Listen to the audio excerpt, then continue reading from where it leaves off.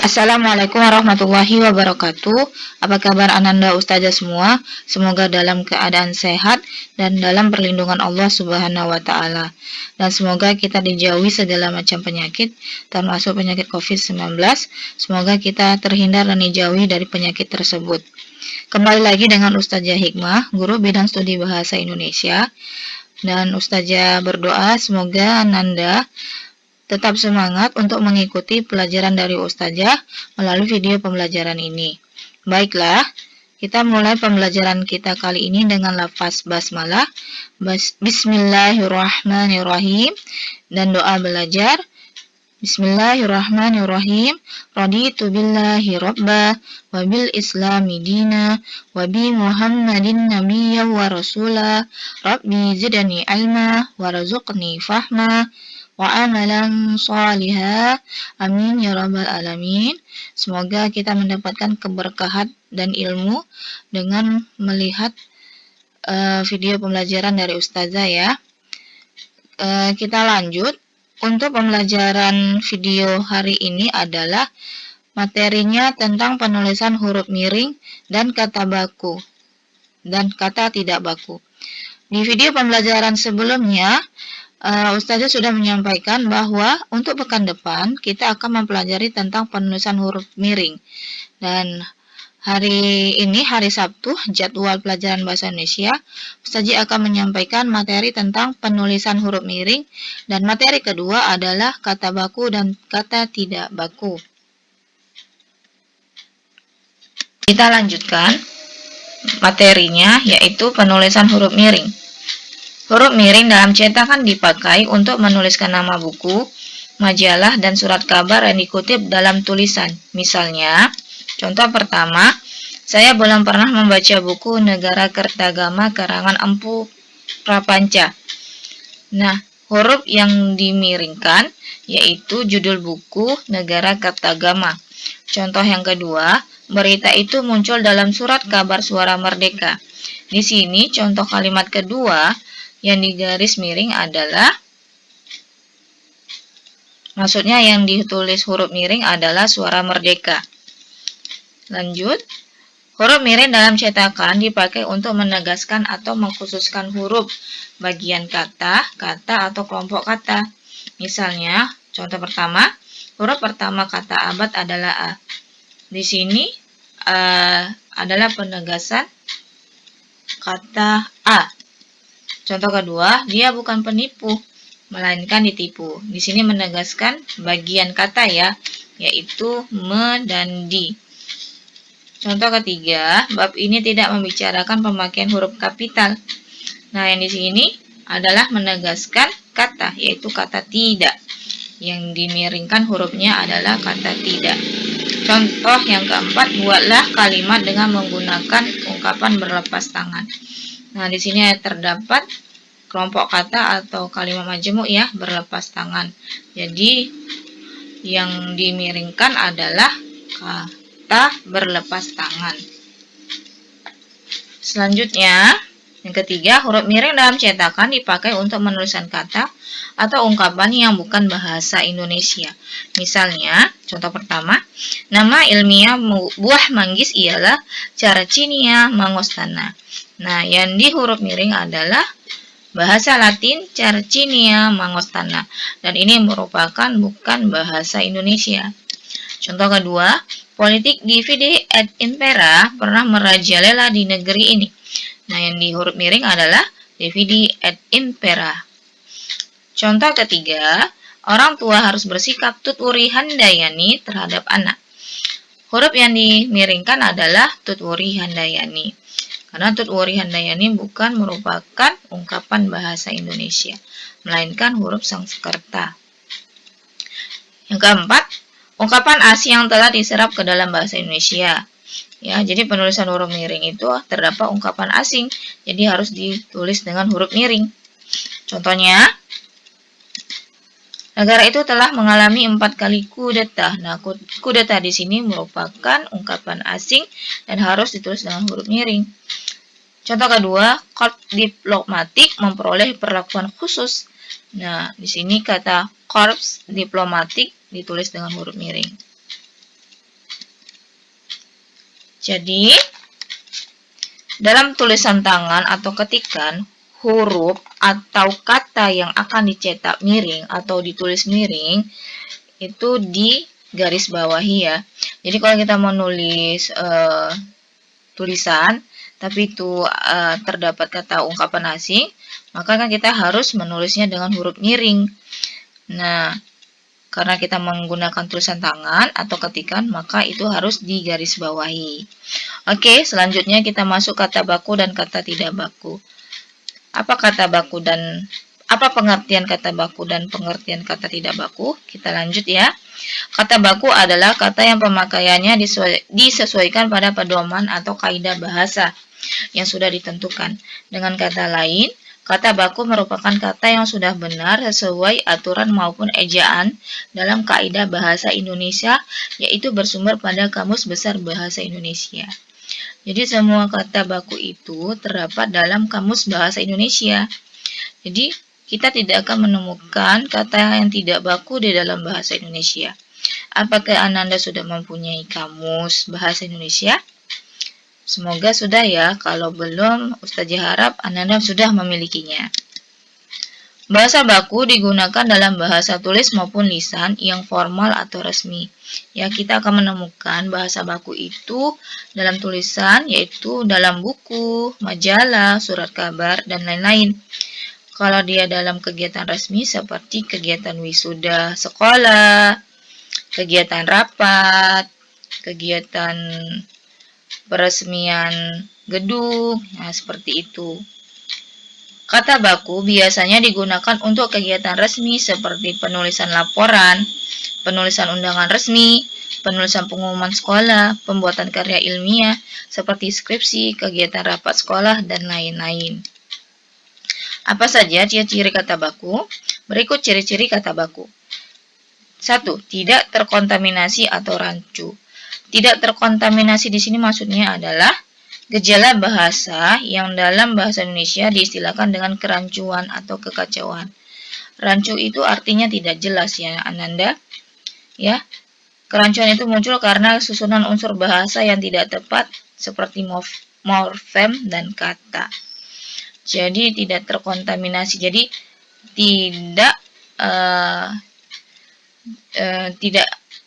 terkontaminasi atau rancu. Rancu di sini artinya tidak jelas artinya. Jadi kata baku itu sangat jelas artinya ya. Yang kedua, ciri-cirinya tanpa pengaruh bahasa asing atau bahasa daerah. Jadi tidak ada unsur bahasa asing di dalamnya ya. Yang ketiga, bentuk tetap dan tidak berubah-ubah. Yang keempat, cirinya menggunakan imbuhan secara tersurat ya. Jadi itu tersurat itu maksudnya tertulis di situ jelas. Ciri yang kelima, digunakan dalam acara resmi atau formal. Tadi udah usah disampaikan sebelumnya ya. Jadi kata baku itu digunakan dalam acara resmi atau formal. Yang keenam, tidak digunakan dalam percakapan sehari-hari. Yang ketujuh, tidak menggunakan majas pleonasme atau menambahkan keterangan tambahan yang tidak diperlukan. Yang kedelapan, memiliki arti yang jelas ya. Jadi tidak rancu. Jadi kata baku itu memiliki arti yang jelas. Itu ciri-ciri dari kata baku. Selanjutnya, pengertian dari kata tidak baku. Kata tidak baku adalah kata yang tidak sesuai dengan aturan atau ejaan kaidah bahasa Indonesia. Kata tidak baku tidak akan bisa ditemukan dalam Kamus Besar Bahasa Indonesia. Dalam penggunaannya, kata tidak baku sering digunakan dalam istilah atau percakapan sehari-hari. Jadi kata baku itu dalam sehari-hari kita sudah sering mendengar ya Ananda. Karena kita dalam percakapan sehari-hari kita selalu menggunakan kata tidak baku. Seperti enggak usah, nah seperti itu. Apa saja ciri-ciri kata tidak baku? Berikut ciri-cirinya. Yang pertama, digunakan dalam percakapan sehari-hari. Yang kedua, sudah bercampur dengan bahasa asing atau daerah. Ya, jadi ada bahasa asing ya, misalnya bahasa Jawa, bahasa Inggris kita campur-campur.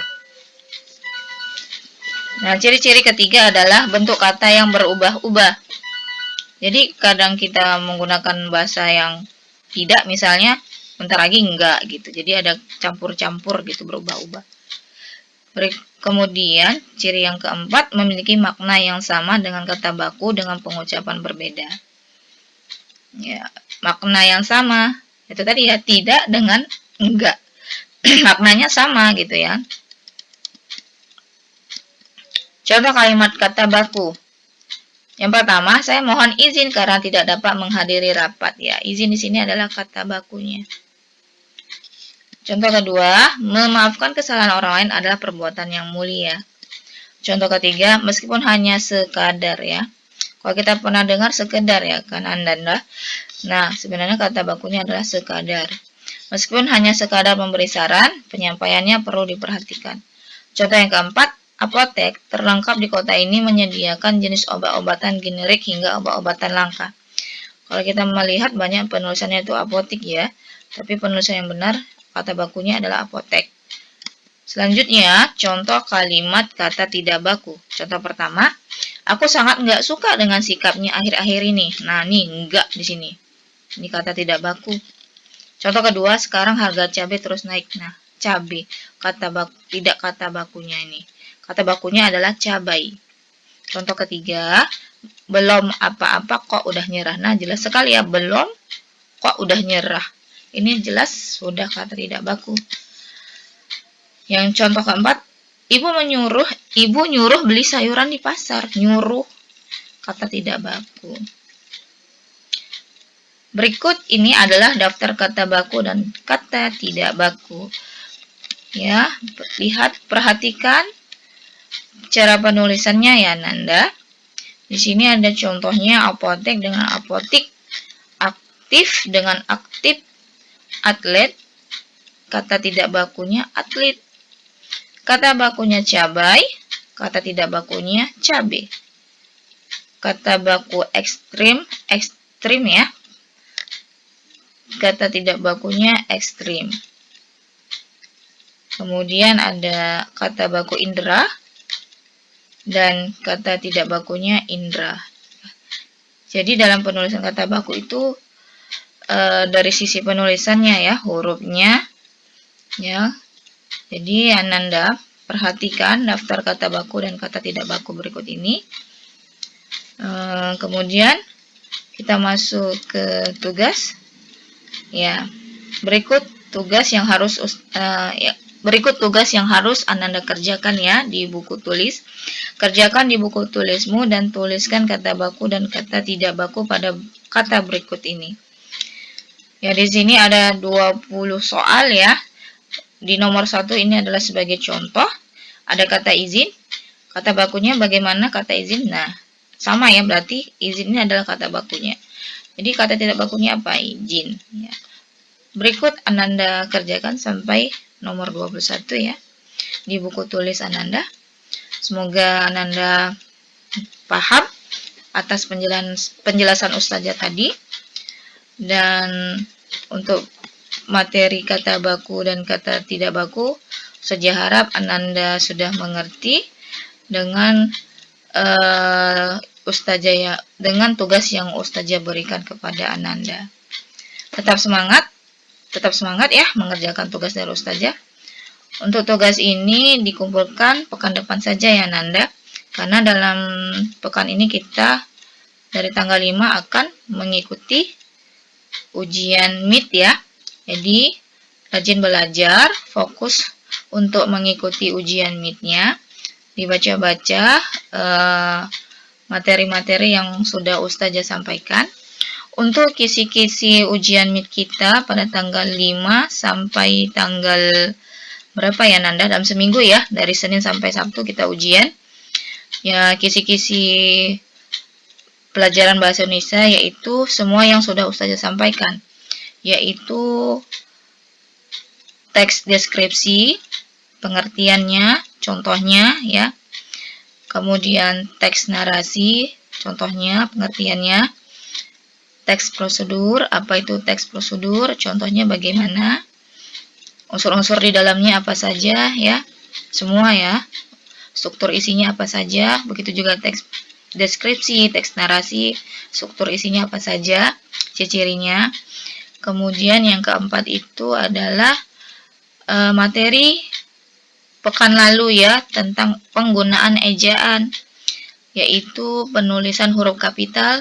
Juga tolong Ananda bacakan, itu akan masuk ke dalam ujian MIT kita.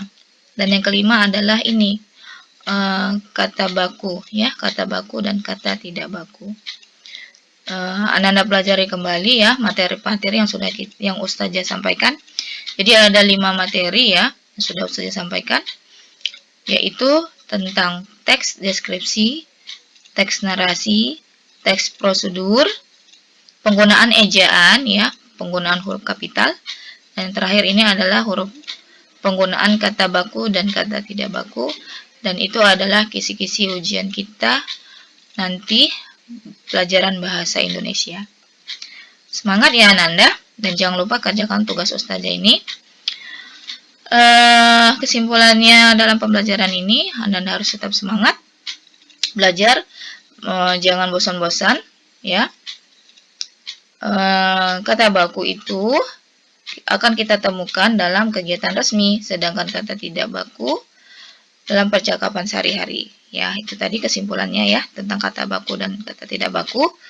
Alhamdulillah kita sampai akhir pembelajaran. Terima kasih Ustazah ucapkan sudah menonton video pembelajaran dari Ustazah.